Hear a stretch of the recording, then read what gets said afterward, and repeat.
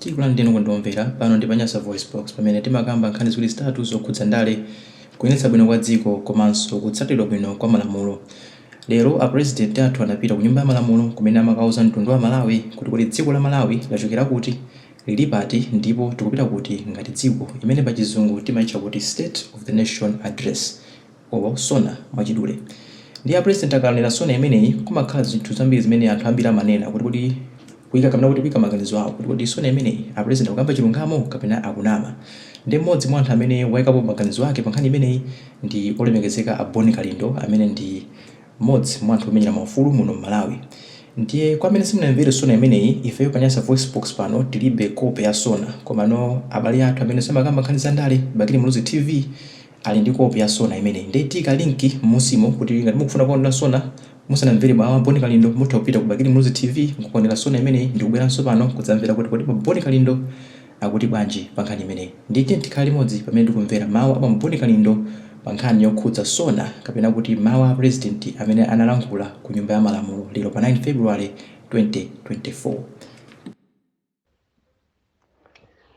Uli bwanji iwe nzanga osauka, makamaka pa nthawi ino pamene andale akutitenga ife a Malawi ngati zisiru zawo, ngati anawo funa kumaseweresa, ngati ife sitimaganiza mmene akuganiziramo. Ndikakupaseni moni inu abale anga nonse kwina kulikonse kumene muli, makamaka lero pa 9 February mu chaka cha 2024 pamene tinkaona ngati andale ndi anthu oganiza, andale ndi amene ati apulumuse dziko ili, koma mmene ndaonera ukuyenera uzimvere wekha chisoni iwe nzanga wosauka. Ine ndine Bon Kalindo, the DC, mwana woopsa kwambiri, President wa anthu wosauka woyamba kuno ku Malawi, komanso President wa gulu la Malawi First, the people first, amene timangoyima pa chilungamo, kubandula, kugaza, sitionaso kuti uyu ndi ndani. Bola chilungamo chichitike ndipo munthu amene ali wosauka, amene akulephera kuti alankhule, ife timulankhulire ndipo timuyimirire. Lero ndi siku linanso limene President Chakwera wachita misi opportunity yofuna kuachita konvisi a Malawi makamaka akumuzi. Lero ndi siku limene President Chakwera anakalowa mu nyumba ya parliament komaliza, chifukwa nyengo ina ikubwerayi ndi nyengo sopano ya kampeni imene olo budget imene angapange pa nthawi imeneyo izakhala yopanda ntchito kwambiri, chifukwa mwina amene azayiyang'ane ndi boma lina lobweralo, chifukwa ili ndikukayika ngati lingapitirire. Kulankhula ku mtundu wa Malawi pamene amalowa mu parliament lero, tinkaona ngati kapena akupitiramo zokupsya, kapena apulumusa a Malawi, koma taonaso loto lomwe lija lokhala ngati lija amalankhula pa kampeni lija with beautiful dreams, koma munthu wake amene akunena zimenezo ngakhale olo madream ake anapanga nthawi ya kampeni palibe chimene wapanga olo chimozi. Ndipo tithokoze boma limenelo la nthawi imenelo inalipolo, limene nthawi imenelo lidapanga mapulani yake okhuzana ndi misewu, okhuzana ndi hanga, okhuzana ndi matologeti, okhuzana ndi zitukuko zosiyana zimene boma ili likupitiriza kuchita implement, ngakhalenso zambiri za izo akulephera kuzichita implement. Ndinkayembekezera kuti abweresa mapulogalamu makamaka omupanga munthu kuti amene ali wakumuzi, kuti nkhani ya njala imene iyonso ayichita acknowledge kunena kuti Malawi muno muli njala, apeza njira kapena mitigating factors zonena kuti ku Malawi kuno anthu makamaka wakumuzi asaonenso njala. Koma kwa ineyo ndaona mu speech yawo yonse imene imatchedwa kuti ya SONA ndi speech yokongola kwambiri kwa maiko a anthu amene ali ozindikira, maiko amene chidwi chawo ndi chotukula dziko. Koma mukhoza kuona kuti speech yawoyo inali yozaza kwambiri ndi chizungu chokongola, komanso inali yozaza ndi zitukuko zabwino zimene tinati tizichite implement, ndiye kuti Malawi akhoza kukhala pabwino. Koma kwa ineyo ndi mmene ndikumuziwira munthu amene amalankhulayo, imeneja inangokhala speech yonena kuti maiko a azungu akamamva azinena kuti ku Malawi anthu ali pabwino, ku Malawi anthu akudya bwino, ku Malawi ali ndi asogoleri odziwa amene ali ndi vision, koma chikhalire nicho akupanga kampeni kapena budget yofuna kuti apangire kampeni ya 2025. Ndipo zikanakhala kuti mmene amanenera ndi chizungu chawo chija, mmene amalankhulira muja, akanakhala kuti anthu amene wawa amachita implement china chilichonse chimene akuchinena mu SONA, Amalawi tikanangoyimba m'manja phuu ndikuthokoza Mulungu. Koma ndafuna ndikuwuzeni kunena kuti ndalama zimene akunena za mtukula pa khomo 150,000 ija, imene ijayo wati alandire ndi achipani chawo. Yafikapo nthawi yonena kuti achipani sopano azilandira 150 ngati njira yowachita reward.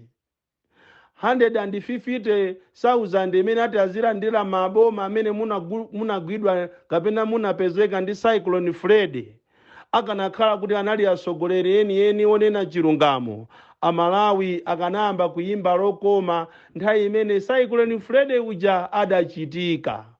Koma papita mezi ingati mmene anthu avutikirira, lero muzikanena kuti anthu a cyclone Fred azilandira 150,000 ndi mwano waukulu kwambiri, chifukwa pamene pozachita kuonekeratu kunena kuti nkhaniyo ndi ya kampeni yofuna kuti anthu azakuvotereni. Mukunena kuti anthu akalandira chakudya azilandira chakudya kwa mezi ingapo ma 50 kg ya chimanga. Kodi mmene anthu avutikirira ndi njala pa ulamuliro wanu, mukanakhala kuti zimenezi simunazichita kuziyika mu ndale, kuzichita politicize, lero li anthu akuyimba lotani muno Malawi. Akanakhala kuti ndalama zimene mukunena zijazopita mma project osiyana-siyana ndi ndalama zimene inu munazigwirisira ntchito moyenerera, tikananena kuti misewu yambiri muno Malawi, Amalawi ayimba lokoma ndipo ngozi zichepa. So kairo mmatama mwanu mukukaso namunena kunena kuti wiki ya mawa, mwezi wa mawa, chikhalie nicho budget yo sinapangidwe pasi. Mukunena pakana kumatchula mayina misewu imene yonena kuti misewu sinamangidwe, kumatchula kuti msewu wina uzatchedwa Gwanda Chakwamba highway, wina uzatchedwa Sidiki Mia highway, maloto achumba olo munthu wopengayo samapereka zina kwa mwana asana abadwe, olonso nzimayi asana ayembekezere, amayamba nzimayi wayembekezera ndipo anakamuchita sikani kuchipatala ndikuona kuti mwanayo undu wa mtundu wakuti wamamuna kapena wamkazi, ndipo ukhoza munthu kukhala nini mphamvu zomutchula mwanayo zina. Koma zaonekeratu kunena kuti ndi mafuna mupange sugarcoat kuti Amalawi azimva kukoma. So kairo tili ndi aphungu a nyumba ya Malamulo onse aboma komanso osusa amene amangoyimbira m'manja zina zilizonse. Akulu ali ndevu pepeya kumayimba m'manja ndicholinga kuti president wanu aoneke kuti iyeyo ndi wanzeru. Pakana kufika size yomanena kuti mumandinyoza ndikamakupasani constituency development fund, ndalama zimene jandizanga, nafuna ndikukumbuseni a president kunena kuti ndalama za constituency development fund si zanu, ndalamazo ndi misonkho ya Malawi. Ndi chibwana chachikulu kumapitirizabe kumanamiza anthu kunena kuti chitukuko chimabwera ndi boma, chikhalie nicho chitukuko chimabwera ndi misonkho ya Malawi. maloto amene mwanena inu aja kunena kuti aye kunoko tikufuna timange maujeni ena bwalo la ndege, tifuna timangepo zipinda zina, tikufuna timange misewu, tikufuna tikhale ndi magalimoto electric cars, pakana tikufunanso tikhale ndi sitima zoyendera magesi. Mukanakhala kuti zimenezo munaziyamba nthawi imene munalowa inu mboma ija, tikanakukhulupirirani kuti abwana inu ndinu dolo, koma mukuzinena pano mutasala ni miyezi yochepa kuti zisankho zichitike. Ngati mukulephera kukwanirisa kumalizisa zitukuko za boma lina lija, ndiye zanuzi muzaziyamba liti. Ine ndimaona ngati inali nthawi yokuti muauze Amalawi kuti inuyo mwalephera, chifukwa tu apa tinene chilungamo, inutu mwalephera. Ndipo kulephera kwaje kupangisa manyazi, chifukwa ine siname ndalionapo boma lokhala ndi mapulogalamu okongola, okhala ndi president olankhula chizungu chabwino, okhala ndi mapulogalamu so beautiful, koma kulephera kuachita implement olo chimozi. Sipajaso mwavomera mu SONA muja kuti munatumizadi anyamata kuja kumatchedwa ku Israeli, nanga popeza paja munkakana. Sipaja munkakana nthawi ija kunena kuti inu simukuziwapo kanthu.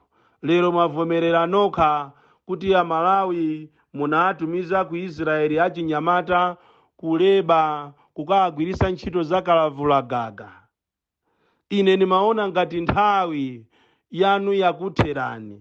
Ndipo izi zimene mukupanga izi, kumapanga zipani zosusa, posachedwa pompano makangano amene wa abwera uja kumatchedwa kuti ku MCP ndi ku Tonse Alliance.